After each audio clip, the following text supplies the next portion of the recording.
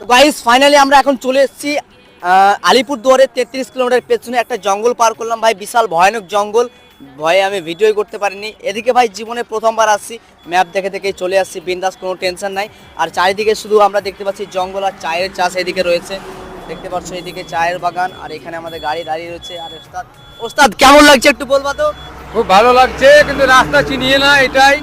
Map দেখে আসছি তো, অসুবিধা নেই তো, আমি আছি, টেনশন কি? ম্যাপ দেখে যাচ্ছি এখন। ভালো লাগছে তো? ভালো লাগছে।